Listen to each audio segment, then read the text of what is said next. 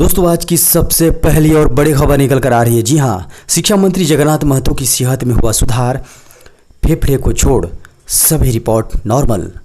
दोस्तों चेन्नई में इलाज चल रहे झारखंड के शिक्षा मंत्री जगन्नाथ महतो की सेहत में काफ़ी सुधार हुआ है। फेफड़े के संक्रमण को छोड़कर उनकी सभी रिपोर्ट नॉर्मल बताई जा रही है। उनका फेफड़ा बुरी तरह डैमेज हो चुका है। चेन्नई स्थित एमजीएम हॉस्पिटल के डॉक्टरों का कहना है कि एक सप्ताह के बाद फेफड़े भी काम करने लगेंगे। फिलहाल मंत्री श्री महतो एक्मो मशीन के सपोर्ट पर हैं। एंटीबायोटिक का डोज भी कम कर दिया गया है। ब्लड सेचुरेशन 100% हो चुका है, इसलिए चिंता की बात नहीं है। जगन्नाथ महतो जल्द स्वस्थ हो जाएंगे। आपको बता दें कि 19 अक्टूबर को गंभीर हालत में कोरोना से संक्रमित शिक्षा मंत्री को एयर एम्बुलेंस से चेन्नई शिफ्ट किया गया था। चेन्नई से रांची पहुंचे फेफड़ा रोग विशेषज्ञ डॉक्टरों की टीम की देखरेख में उन्हें शाम 6:35 पर एयर एम्बुलेंस से भेजा गया था।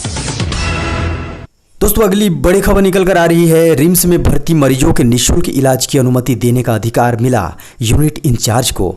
दोस्तों रिम्स में भर्ती गरीब और असहाय मरीजों के लिए एक बड़ी खबर निकल कर आ रही है। जी हाँ दोस्तों, आपको बता दें कि रिम्स में निःशुल्क इलाज के लिए अधिकारियों से अनुमति लेनी होती है। अधिकारियों के नहीं रहने की स्थिति में मरीज का निःशुल्क इलाज नहीं हो पाता है। अब आपको बता दें कि मरीजों के लिए राहत भरी खबर है।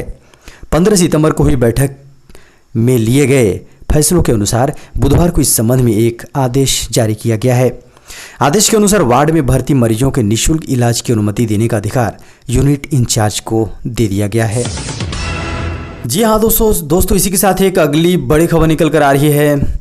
प्राइवेट नौकरी करने वालों को भी मिलता है सरकारी बीमा, मुफ्त इलाज से लेकर फैमिली पेंशन तक है शामिल। दोस्तों सरकारी नौकरी और प्राइवेट नौकरी में अक्सर लोगों का झुकाव देखा जाए तो एक बड़ा वर्ग वर्ग का सरकारी नौकरी की ओर झुकाव है। इसका कारण है सरकारी नौकरी में मिलने वाले फायदे। अब केंद्रीय श्रम मंत्रालय ने कम आमदनी वाले निजी कर्मचारियों के लिए कर्मचारी राज्य बीमा योजना ESIS उपलब्ध करा रखी है। इस योजना का फायदा प्राइवेट कंपनियों, फैक्ट्रियों और कारखानों में काम करने वाले कर्मचारियों को मिलता है। इस योजना के हेल्थ कवर, अस्पताल में मुफ्त इलाज से लेकर फैमिली पेंशन तक कई फायदे हैं। योजना के दायरे में लाए गए कर्मचारियों और उनके आश्रितों को इलाज का खर्चा प्राप्त करने का हकदार है। कुछ एक विशेष परिस्थिति में नगद फायदा लेने का भी अधिकार है। अगर काम के दौरान चोट या किसी बीमारी के कारण कर्मचारी की मृत्यु हो जाती है तो उसके आश्रित जन पारिवारिक पेंशन के हकदार होते हैं। इनमें से इलाज का खर्चा उपलब्ध कराने का दायित्व राज्य सरकार का है। राज्य सरकार अपने विभिन्न कर्मचारी राज्य बीमा अस्पतालों द्वारा लाभार्थियों को प्राप्त कराती है। दोस्तों एक बड़ी खबर निकल कर आ रही है। लोन लेने वालों को दिवाली का तोहफा, मोदी सरकार लेगी ये बड़ा फैसला। दोस्तों कोरोना काल में मोरेटोरियम अवधि के दौरान ग्राहकों को ब्याज में राहत की खबर आ रही है। सूत्रों के मुताबिक केंद्रीय मंत्रिमंडल ने ब्याज माफ़ी को हरी झंडी दे दी है। केंद्र जल्द ही इस मामले की जानकारी सुप्रीम कोर्ट को देगा। इससे पहले की सुनवाई में शीर्ष अदालत ने ब्याज की जल्द माफ़ी की बात कही थी। याचिकाकर्ताओं ने सुप्रीम कोर्ट में याचिका दायर कर बकायेदारों पर लगाए गए ब्याज पर छूट देने की मांग की थी। मामले की सुनवाई 14 अक्टूबर को हुई थी, जिसके बाद इस मामले को 2 नवंबर के लिए टाल दिया गया था। केंद्र ने स्पष्ट किया है कि बैंकों के ब्याज पर भुगतान का मामला पहले ही सुनवाई में निपटाया जाएगा। सूत्रों के अनुसार केंद्रीय मंत्रिमंडल की आर्थिक मामलों की समिति ने ग्राहकों को ब्याज पर ब्याज में राहत देने का फैसला किया है। उपभोक्ताओं को ब्याज से बचाने के लिए केंद्र सरकार को 5,500 करोड़ रुपए से लेकर 6,000 करोड़ रुपए तक जुटाने होंगे। खबर है घर से ट्रेन तक आपका सामान पहुंचाएगी रेलवे, ऐसे मिलेगी यात्रियों को सुविधा। दोस्तों भारतीय रेलवे यात्रियों के लिए सामान ढोने की टेंशन को ख़त्म करने जा रही है। इसके लिए रेलवे बैग्स ऑन व्हील्स सेवा की शुरुआत करने जा रही है।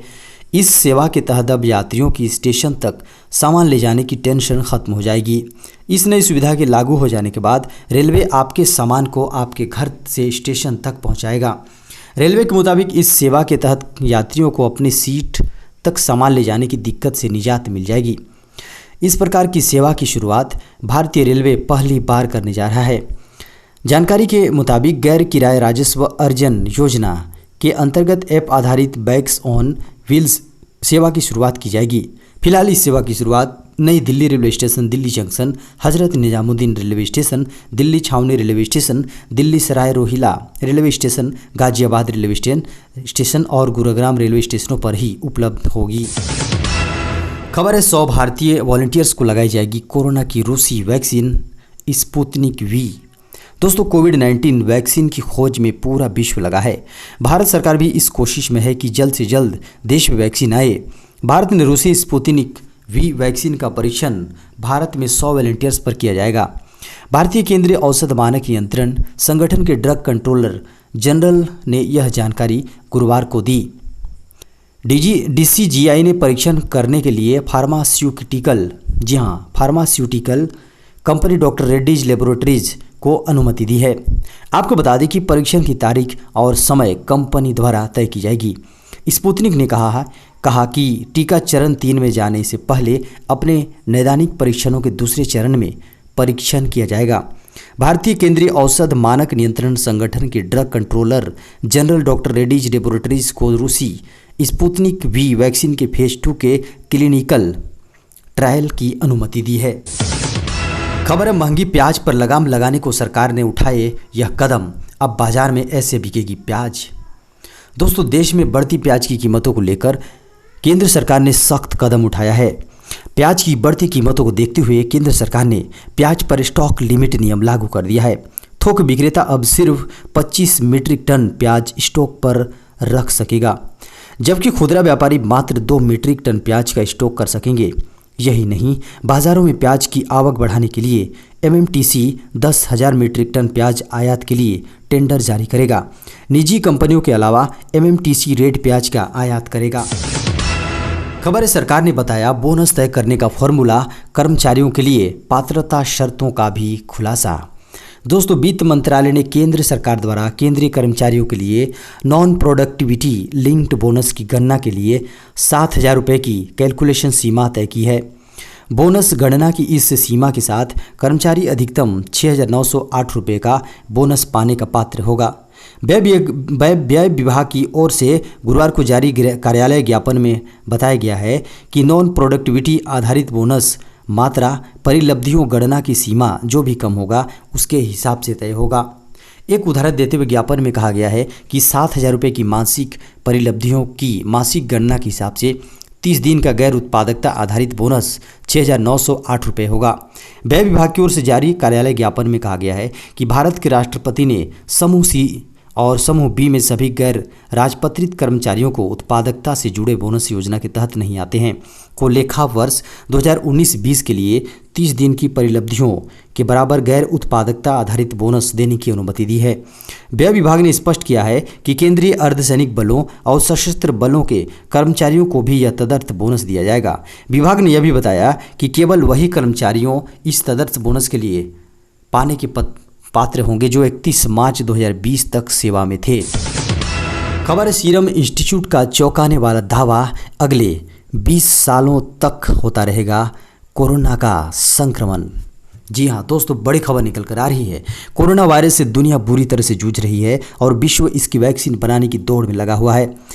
जी हाँ, वेबसाइट business-today.in की खबर के अनुसार दुनिया की सबसे बड़ी टीका निर्माता कंपनी सीरम इंस्टीट्यूट के CEO अदर पूनावाला का कहना है कि दुनिया में अगले 20 साल तक कोरोना वायरस का संक्रमण दिखाई देता रहेगा। तब तक कोविड-19 के टीके की जरूरत रहेगी।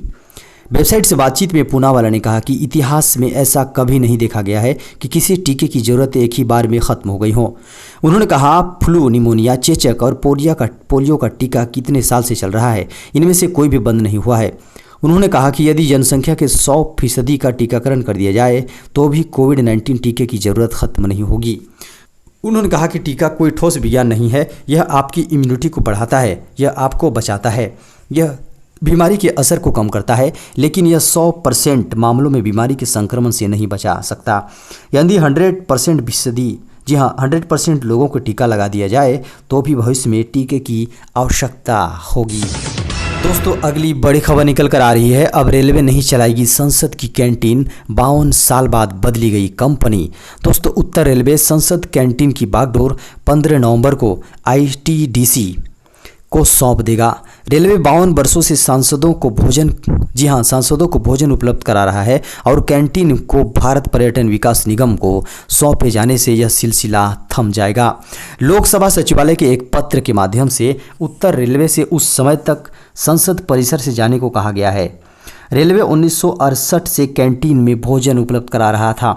पत्र में कहा गया है कि सक्षम प्राधिकारी चाहता है कि संसद भवन, स्टेट पुस्तकालय भवन और पीएचई के बाहर गणमान्य व्यक्तियों की सेवाएं प्रदान करने वाली में खान पान इकाइयों का संचालन आईटीडीसी द्वारा 15 नवंबर 2020 तक अपने हाथों में ले लिया जाएगा। इसमें कहा गया है कि रेलवे इसी के अनुसार लोकसभा सचिवालय द्वारा उपलब्ध कराए गए इलेक्ट्रॉनिक गैजेट्स, कंप्यूटर, प्रिंटर इत्यादि आईटीडीसी को सौंप सकता है।